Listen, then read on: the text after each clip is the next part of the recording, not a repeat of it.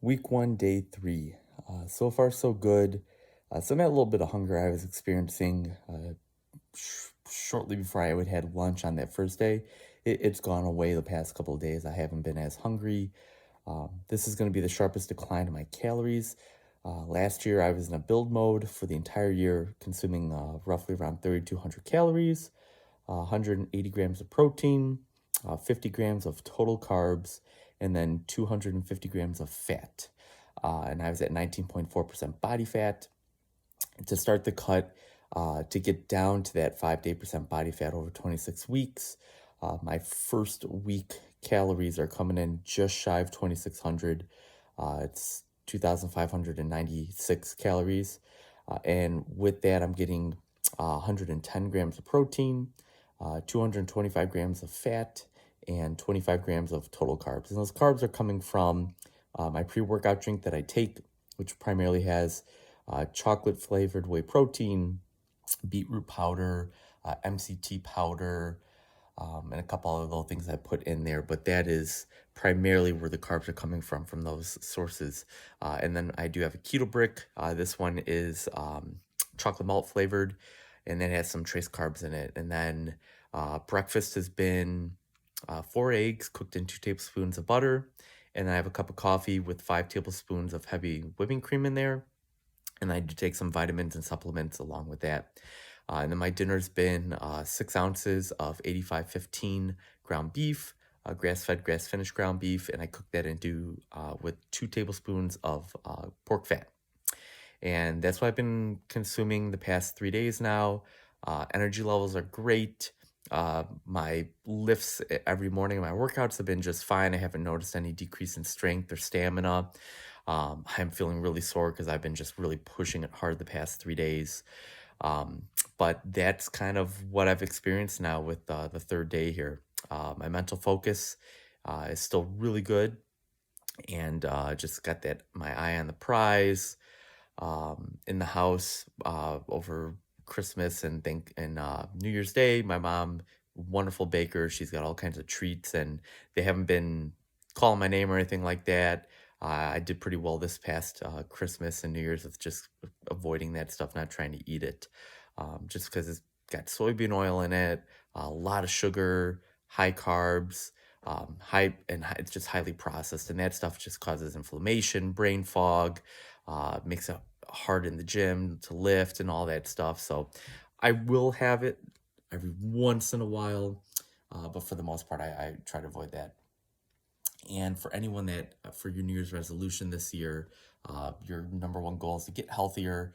One of the tips that I have and that I recommend to people is just eat whole foods. Don't go and buy pre-made meals that you throw in the microwave and warm up, or even boxed, processed garbage. I wouldn't consume that stuff.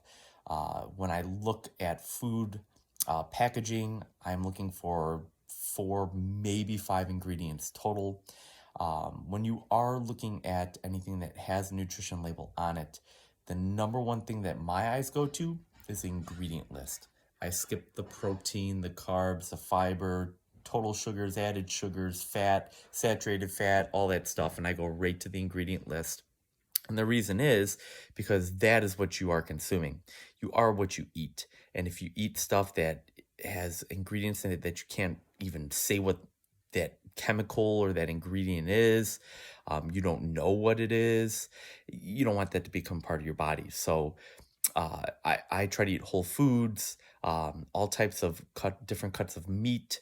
I do tend to lean towards the grass-fed, grass-finished, and I try to avoid anything that isn't grass-fed or grass-finished. I also tend to go towards the organic route. Now, I know it's more expensive, and if you're on a budget, just getting the basic generic, any type of beef, pork, chicken, fish, I would still lean towards the wild caught. You don't really want the farm raised stuff, just because the stuff that they do feed the farm raised fish, it is far from what the wild fish consume. So that is my staple for protein, is just animal products, even organ meats too. Organ meats are the most nutrient dense, nutrient rich foods on the planet that you can possibly consume. After that, you want to go for healthy fats. So avocados, olives, avocado oil, olive oil, coconut oil, ghee, grass-fed butter. Those are the fats. Macadamia nut oil. And then you got your nuts and seeds in that too. Macadamia nuts, pecans, hazelnuts, walnuts. Those would probably be my top four nuts that I would recommend. You got chia seeds, flax seeds, wonderful sources of fiber, both soluble and insoluble fiber. And then after that, you've got leafy greens and cruciferous vegetables is what I would recommend from the plant matter side. And also berries, blueberries, raspberries, blackberries, strawberries. Those are all wonderful sources of carbohydrates to consume. Um, I personally lean away from any of the legumes, so beans, potatoes. But here's a fun tip with potatoes. You can turn them into what is called a resistant starch. And a resistant starch means that it doesn't get broken down by the body. If you take potatoes or rice or beans and you cook them and heat them up, put them in the fridge overnight, let them cool down, and then the next day consume them cold. What that does is it takes the starch molecules. When you bake something, the starch molecules, when a potato before you put it in the oven, are tightly together. And then after you bake it, they puff open. And that is how our body, when you can ingest that, it makes it high glycemic, which means it spikes your blood sugar pretty high. But when you put it in the fridge, it cools and the starches come together. And then what happens is as it travels through your digestive tract, it actually gets to your colon, which by the time most food gets to the colon, it there's not much there for the good bacteria or any of the bacteria in the colon to feed on. So by eating resistant starches, you're minimizing the glucose spike, and you're allowing that food to get to your colon to feed the gut bacteria there that don't typically get food left after it goes through your small intestine and then through the large intestine. It's pretty much been already consumed by the gut bacteria, and all the nutrients are flowing through your body. So that's my recommendation. If your goal is to get healthy this year, start small. Just focus on whole food ingredients, foods that don't have a nutrition label on them, because most stuff that's in the middle of the grocery aisle. So we're talking about shopping on the perimeter, the outside edges of the grocery store. If you're shopping in the inner part, that's where you're gonna fall victim to all the highly processed foods and all that garbage that is maybe led you to wanting to make a healthier change. I know when I made that switch, it was hard at first, but baby steps. Take small steps. If you're consuming a liter of soda a day for the first 1 to 2 weeks, cut back to 1 liter.